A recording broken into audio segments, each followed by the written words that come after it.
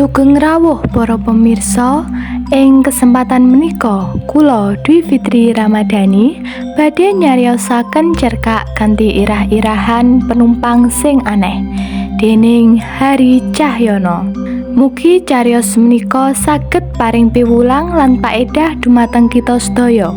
Monggo sami mirsani kanthi seksama. Saya akeh penumpang sing munggah, nanging ora ana wong siji-sijia sing gelem lungguh ing kursi kosong. Ing sisih, wong tuwa sing aneh kuwi. Wong-wong luwih seneng ngadeg uyel-uyelan. Kemengko nggondo apek ngebaki bis kutha. Wong tuwa kuwi mesem glegas-gleges, kaya-kaya rumangsa beja antuk papan jembar sing dicepakake kanggo dheweke. Aku lungguh ing mburine wong tuwa mau. Dheweke nganggo celana sing warnane wis bluret, nganggo sepatu letek, nganggo kaos oblong kebak tambalan. Dheweke uga nganggo kupluk kanggo nutupi sirahe sing wis bebetan. Sawenehing bungkusan mbah apa isine diceketem singset. Pandugaku mestine mengkono uga pandugane penumpang liya bis kutha iki. Wong tuwa kuwi mesti wong edan, ya merga kuwi wong-wong wegah lungguh ing sandinge. Kuwatir aja-aja wong tuwa kuwi ngamuk. Ngono kuwi rak nyumelangi. Bis kutha mandheg ing halte lan ngunggahke penumpang anyar. Ruangan tansaya sesak, ora ana gunane kondektor bengok-bengok mernahke penumpang amrih tumata rapet ing tengah. Hawane mulek. Mung ing sisihe wong tuwa kuwi sing tansah mesam-mesem, ana papan sela malah ana kursi siji sing kosong. Nalika penumpang saya tambah akeh lan ing sacedhake wong tuwa kuwi tetep kosong, hawa esuk malih dadi plengus. Pangirane wong-wong gondo gambrang-ambreng mau wis mesti asale saka kaos oblong sing kebak tambalan sing dienggo wong tuwa kuwi. Aku dhewe ya duwe pangira mengkono. Lan sajake kondektor mangerteni genea para penumpang ora gelem desel menyang tengah. Wong tuwa kuwi sing mengsam-mengsem sing dadi gara-garane.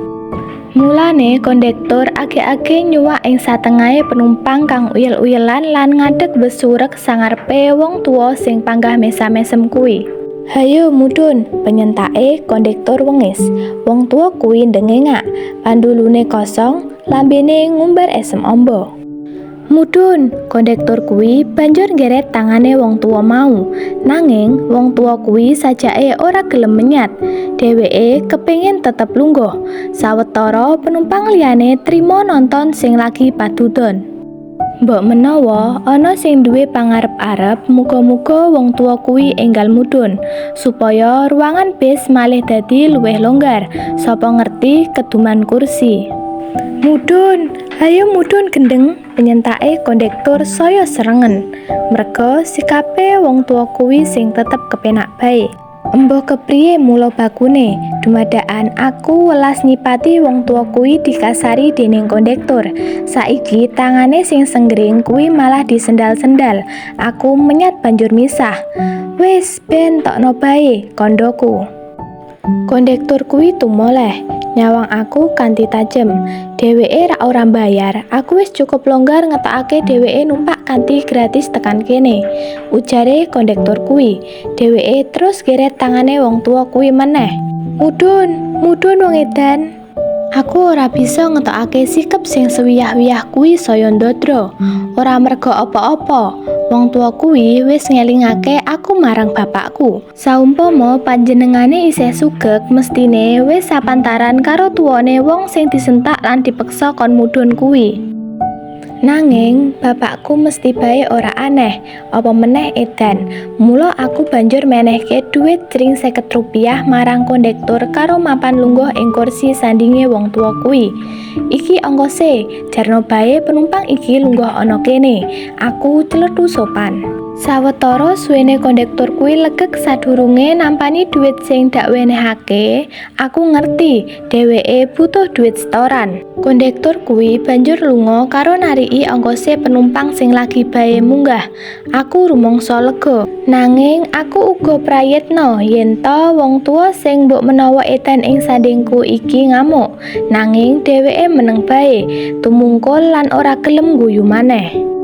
Wong-wong wiwit gelem desel menyang tengah. Sawetara ana sing nyawang aku sing lungguh jejer karo wong sing nganggo kaos oblong kebak tambalan kuwi. Aja-aja aku dikira sok manusiawi. Aku uga ngrasakake pandulune para penumpang sing krasa aneh, sing mbok menawa padha mikir, kok yo gelem-geleme lungguh ing sisih wong edan, tur gelem bayari ongkose barang. Aku dhewe yo rumangsa aneh karo kelakuanku ing esuk iki. Kebak ing pangati-ati, aku nglirik wong tuwa sing lungguh ing sisihku kanthi sirah tumungkul. Umure udakara swidakan. Praupane kebak garis-garising wektu, kulit tangane wiwit padha kisut. Nanging aku yakin, gondo plengus sing ngebaki bis kutha sumbere ora saka kaos oblong sing kebak tambalan iki. Kaos oblong iki, najan tambalane werna-werna, katon resik, mestine kerep dikumbah. Sawetara kuwi bis kota mlayu gendring, kaya padatan salip-salipan. Matur nuwun, Den. Aku kaget.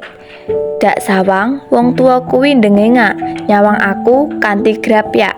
Matur nuwun, panjenengan empun nulungi kula. Celetune wong tuwa kuwi klesik-klesik serak. Aku bingung, nanging nyawang praupane sing katon temen-temen kuwi aku dadi mantuk. Banjur wong tuwa kuwi mesem, grapyak tur sumeh. Tenan, aku bingung. Aku ora tau duwe pangira, apa meneh duwe pengarep-arep yen wong tuwa kuwi bakal ngucapake panuwun. Aku dhewe dadi rumangsa aneh, ana wong sing dak kira edan, lah kok bisa ngucap matur nuwun. Lan yo babagan iki sing jalari atiku dadi kisruh. Banjur iseng-iseng aku kepengin mangerteni luwih akeh. Sampeyan ajeng teng pundi, Pak? Aku takon ngati-ati. Wong tuwa kuwi ndengengak. Teng kantor, pangsulane. Aku kaget, temen-temen kaget. Teng kantor, pitakonan iki lumuncur ngono bae saka lambeku. Enggih teng kantor, panjenengan dhewe rak enggih ajeng teng kantor ta? Kandhane wong tuwa kuwi, tanpa angrasa aneh nyipati aku kaget. Kedadean iki nyata-nyata aneh, lan aku saya yakin yen wong tuwa iki pancen kurang waras, saora-orane mesti miring.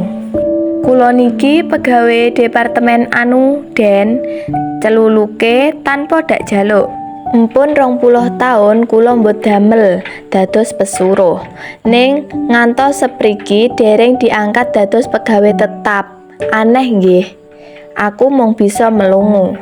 Gaji kula mesti panjenengan ngertos, namung alit sanget. Mengko kula kedah nggesangi bojo lan anak-anak kula sing cacahe 3. Gaji sing namung sekedhik niku mesti mawon boten cukup yen saben dina kula kedah mbayar ongkos bis. Kandhane meneh kanthi swara datar. Aku wiwit mikir yen sejatine aku lagi ngadepi wong sing waras, dudu wong sinting. Kula kedah teng kantor, langkung enjing ketimbang pegawai sanesipun. Kula mung pesuruh, Den. Kula kedah mbukai lawang kantor, nyapu, ngepel jogan. Gadah utawa mboten gadah yatra, kula kedah budal enjing. Yen mboten pengin gaji kula dipotong, lan nggih empun, 6 taun kula reka-reka dados wong edan supaya mboten susah mbayar ongkos bis. Kandha ngono lan terus nguyang-guyu. Aneh, aku melu guyu. Nggih ngoten niku, Den. Nggih mung niku tindak nista sing saged kula lakoni. Tletune maneh. Nggih tau kula kepeksa mudhun merga dieret-eret kondektur. Ning nggih luwih sering onten tiyang sing purun bayari ongkos kula, kados panjenengan wau. Aku melu mesem maneh saya amba. Yen ditokne mawon gratis, mestine kondektur ngira yen kula niki edan. Yen digetak-getak utawi diseret mandap, kondektur nggih mboten perlu rumangsa dosa utawi lepat. Sebab sing diadepi rak mung wong edan, sanes wong tuwek sing mlarat. Kandhane, sing sepisan iki keprungu getir. Aku ketarik banget krungu ceritane. Lan bab iki njalari aku kaget nalika dheweke bengok supaya bis kota mandheg ing halte sangarepe Departemen Anu. Matur nuwun nggih Den, panjenengan empun nulungi kula, ujare sadurunge lunga. Wong-wong padha minggir, menehi dalan. Saka jendela bis kutha, aku bisa nyawang wong tuwa mau ngadeg ing halte, buka bungkusan sing saawit dikempit. Jebul isine klambi warna krim sing terus dienggo. Sakwise ngudari bebet sing gumbel sirahe, wong tuwa kuwi mlaku ngliyak tumuju Departemen Anu. Bis kutha bali ngremet. Sadawane dalan ora entek-entek anggonku mikir. Dene wong tuwa mau sanggup nglakoni anggone ngedan suwene nganti 6 taun. Ing terminal Blok M, aku mudhun lan banjur sadar yen aku wis ora duwe ongkos kanggo nunggang bis menyang kantor.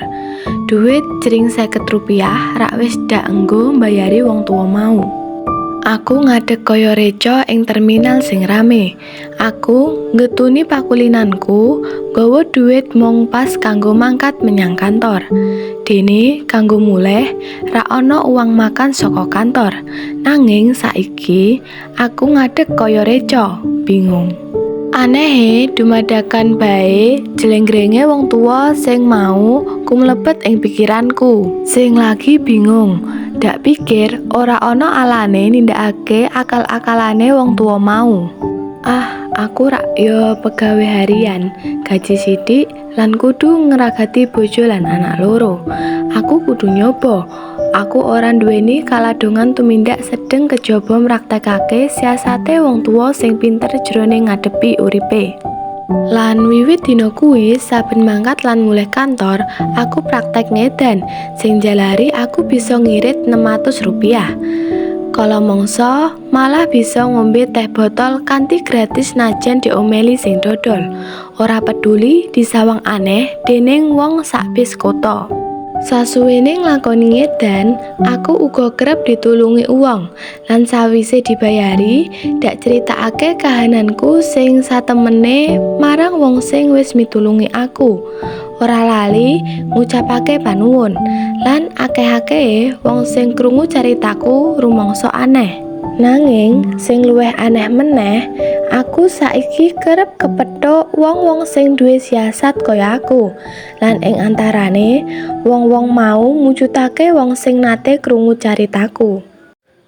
Makaten menggah pungkasaning cariyos kanthi irah-irahan penumpang sing aneh. Mugi atur waosan cariyos punika saged dados panglipur sawatawis.